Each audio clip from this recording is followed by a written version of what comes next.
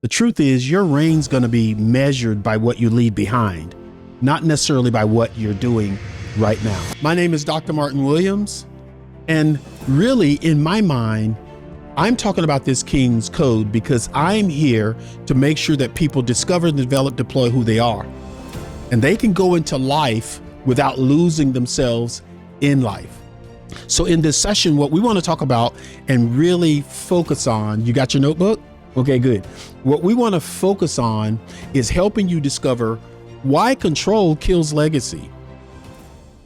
Control kills legacy. If everything you've done goes invisible, goes wiped off the map and doesn't exist anymore once you die, once you leave, once you're done, you've not created a kingdom. You've not created something that can last. You may have created a job. You may have gone along with a job description, but you haven't created anything that will last. The universe, God, will judge you and me by what we leave behind. It's so important. Do you agree? When we start talking about this subject of reproduction, we have to understand that we're reigning as kings in this earth. So we need to leave something behind that is built like a kingdom, not necessarily a job. Now, anyone out there that's saying, well, I have a job. I work in the corporate world. My ladder is against a corporation. It's not against my own call. Yes, true. But inside that corporation, you should still be you, deploying who you are. You should be building systems that last after you. Most importantly, listen to me. You should be creating people in those systems that are here after you're gone. You may set up a great system inside the place you work, but it's the people who run that system that will live on forever, even if your system changes. Kings don't measure success by applause. They measure success by this continuity, this continuation, this leaving something so substantial behind that it speaks about you, even if people forget your name. Empires collapse when leaders die all the time, but kingdoms expand when leaders reproduce. They reproduce and leave themselves, not just natural sons and daughters, but mentees, leaders that you have developed, proteges, students, apprentices. When you encourage someone, brings them out of the mire and the clay, mentors them, proteges them, teach them what you know, and they go higher than you, or they just multiply without you, you think you are on God's payroll.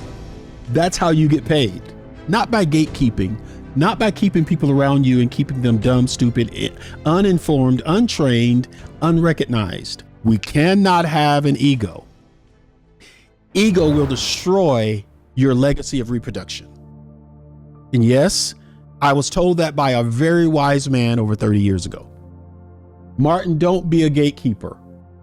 Keep your gate open to the right people that won't abuse your time and energy, but they will use your time and energy. So, how do I grow bigger? You'll ask questions like, who am I to grow? Who are those people out there that I'm supposed to grow? Because I'm also growing. Here's the other law. These laws are so important and we need to pay attention to them. Here they are. Who carries your DNA? What type of people are like you? You can tell, wow, they're just like me. They think a little bit like me. That's that identity of what I want to reproduce. You don't reproduce skill first, you reproduce identity. Who are others out there that sort of identify? They have your same head, they have your same framework, right? Every king leaves fingerprints on the future, right? DNA of other people you can discern, but DNA isn't information. DNA is nature. You can tell who you're supposed to nurture by their nature. They're a little bit like you. Trying to nurture someone who doesn't have your nature is going to be hard work. It's going to be not iron sharpening iron.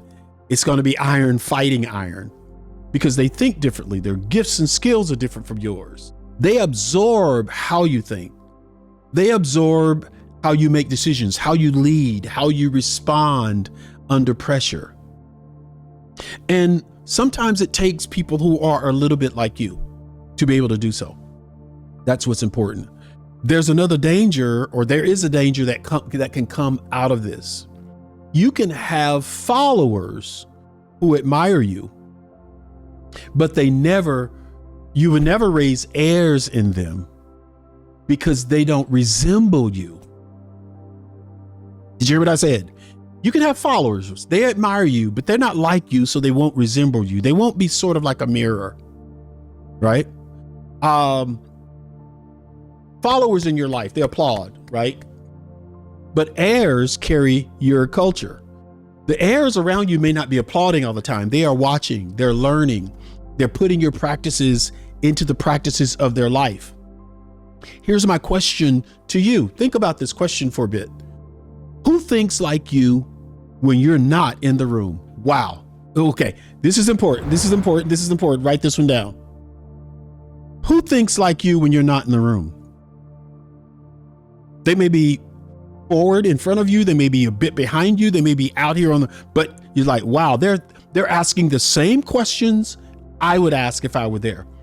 Who are those people? I don't care if they're 2, 20, or 200 years old. It doesn't matter who they are. Those are your people. Those are the people who have the same type of DNA that you have, right? Who thinks like me when I'm not there? That's sign of DNA transfer. They will make decisions, not the same decisions, but they'll make decisions like you make decisions from that perspective. Make that your goal, that somebody eventually looks up to you and they use that same guideline to match their life. Where are you holding control? Very important. Where are you holding on the control? You're in rooms, but you're not going to tell them the secrets. You're not going to really equip them to actually make big decisions. You're keeping it to yourself. This, my friend, is release versus retention. We don't need to retain talent. A king doesn't really care about retaining talent or keeping talent gated or keeping talent under this shelter or keeping talent sort of cornered and sectioned in. What am I trying to look for? Talent shouldn't have your boundaries. Talent should only have the boundaries within the person that you're reproducing. You're going to reproduce people in your life that are a lot like you, but they're going to be at levels. Those levels are not decided by me or you. Come on. If you're a king, you got to adopt this way of thinking. I'm not going to keep somebody wherever they are because I don't set that. God sets how big your territory is. Your territory that I'm developing in you could be bigger than mine. I sure hope it is. I want credit. I want credit from God. I want credit from the world that this guy or girl hung out with Martin Williams. They are 10 times richer, 10 times smarter, 10 times, their level is so far up there. I want to be a part of that. I want to be a part of people's supernatural growth. I'm a releaser. I'm a releaser. I'm not a retention God. So whatever you refuse to release will eventually replace you without even talking about you. Whatever you refuse to release and encourage to go as far and as fast as they can into their own deployment and development, then eventually they'll just replace you without any words, without accolades, without saying, this person taught me so much. Control might feel safe to you. Control might feel safe to you, but control is truly an enemy to the people you're supposed to reproduce in. It's also an enemy of your kingship. Control kills your kingship. Don't do it. Live in a different place for different reasons, with different motivations. Kings don't clutch their power. They delegate it to others with authority. You got a team around you and you do all of their work. The great ones are going to eventually leave. Okay. If you build a team and you do all the work, you take all the credit. No one else can bring their ideas. No one else can talk about what they're doing. No one can take something and run with it without you staring over their shoulder. You will not have a great winning team. You will have a loser corporation, a loser family, a loser business, a loser nonprofit, a loser political campaign. You have to have people around you that you sponsor, that you help, but that you empower. That's where your reward and your power comes from. Hold on now. Don't be upset with me. Just write them down. Don't take them personally. Martin, how do I know I'm holding control? You're the final decision in everything. Everything. You let no one else have an opinion on your team or in your world. I make the decisions. 2, nothing moves unless you touch it. It can't move. It can't go forward. It can't go up a level until you touch it. No one else can touch it.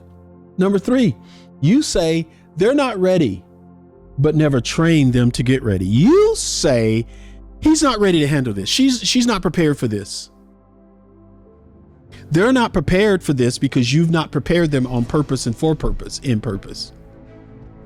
So you are making yourself indispensable, but you're also making what you love the most, whatever you're involved in, you're making it unscalable. Choose one responsibility that you're going to release this month to your team, to your people, fully. Fully. Yes, I know what you're saying.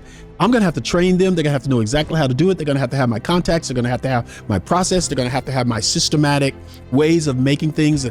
How do I judge it? How do I make sure I got success? Exactly. You're going to have to train them. You're going to have to show them. You're going to have to reproduce yourself in them without fear.